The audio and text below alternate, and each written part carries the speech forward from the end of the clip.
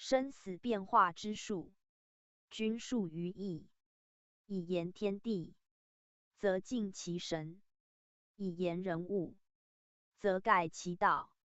以言往，则诉诸无始，而立其极；以言来，则推至无尽，而明其化；以修，则道立而得成；以行，则事理而务顺；以其公言，则成王道之治，而无所谓；以其体言，则服先佛之真，而大有德；以用于寻常，而不悖于情性；以致其远大，而能抵于中和。是谓道德之宗，命数之本，